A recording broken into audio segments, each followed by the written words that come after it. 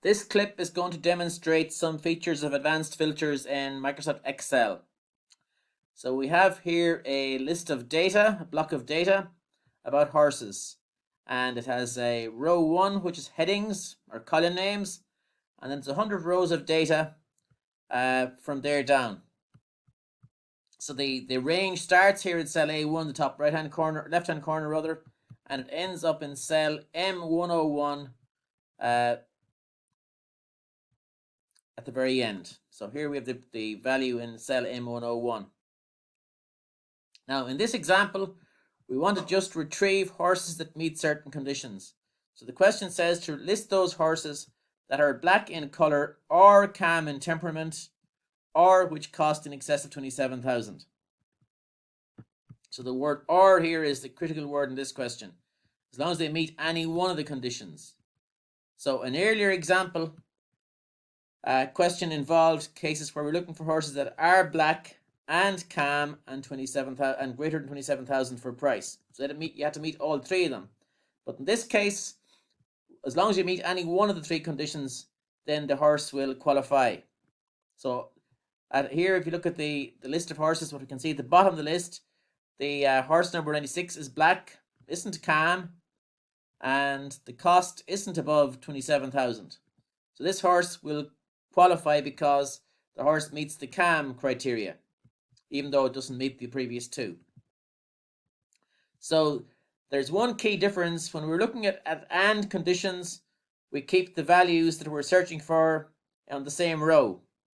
So because we're looking for horses that are black and calm and cost above 27,000, all three of those criteria are here in row 1 and row 106.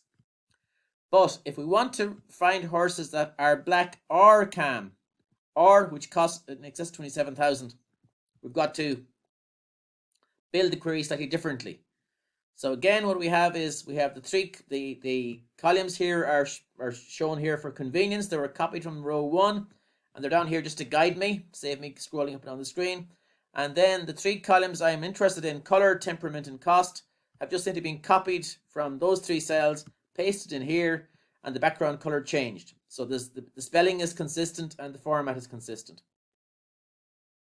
Now the big difference is that I want horses that are black or which are calm in temperament or which are cost more than 27,000. So what I've got to do now is put the three options here, the three criteria I'm searching for, on three different rows. So I need black, we'll say, on row 106, calm on row 107, and the greater than 27,000 down in row 108.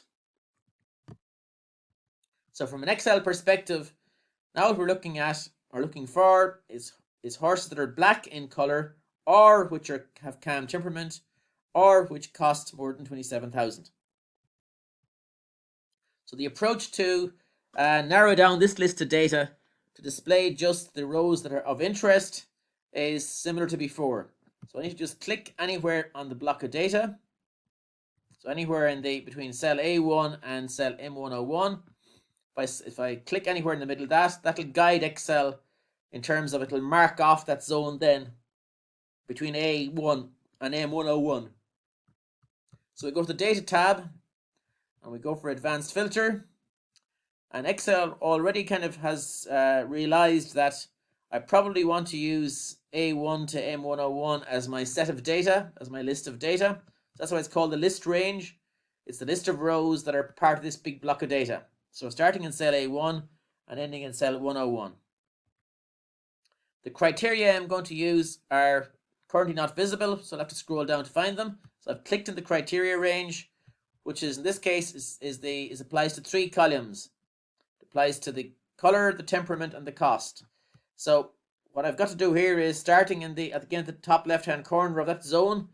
So I'm highlighting from cell B105 down as far as D108.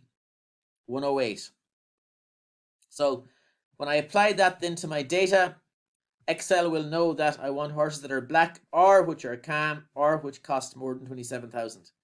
So currently the list here is 100 rows in it, but when I now hit the OK button, that 100 rows should reduce at least somewhat. It won't be hugely because there's lots of horses that meet at least one of those three conditions. Okay, So for example here, the first horse on my list is Cam. I'll just give him or her a slightly different background. First horse is Cam. The second horse, all those first few horses are in because they're Cam. Okay, some of them also qualify because they're black. The third one is also black. And the number 27 here is also on the list because of the being in excess of 27,000 for the cost. So most of these horses are only here for one reason, because they're temperament, but others are here because they also meet other conditions. So they're meeting at least one of the three conditions. So there we have this horse here is in because he or she is black, and so on. So every horse is on this list for a reason. So as long as the horse meets any one of the three conditions, it appears in the list. So we're looking, as I said again, for we have criteria here, 3 criteria, and the column headings must be the same as they're spelt up above in row 1. And then we have the conditions, black, Cam, or greater than 27,000, and these must be placed on different rows, different levels in the grid. So the criteria range is this entire set of cells from B105 down as far as D108. So it's not just the values, the headings, the column names come as well.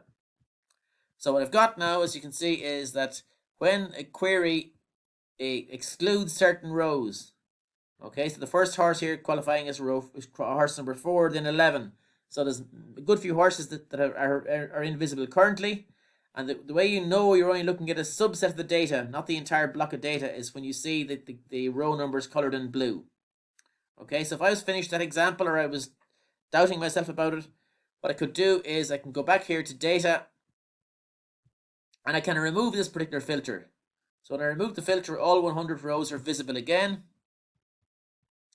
And I can then try and run the query again if I wish. But it'll be very obvious very early that, say, in the first few rows here, the first 3 rows, none of those horses are black, none of them are Cam, and none of them are costing below 27,000. So it doesn't.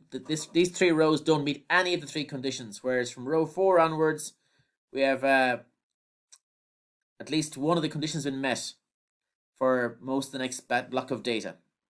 So that's how to use the advanced filter feature in Excel when you're working with OR conditions. Okay, so if you contrast this question with an earlier one, which is quite similar initially, we're looking at horses that are black in color, or Cam in temperament, or which cost in excess of 27,000. So that's the big difference between this question and an earlier one. In the earlier one, we wanted black and Cam and costing above 27,000. So all 3 criteria in that case were on row 106, or equivalent. So that's the end of the clip on how to use advanced filter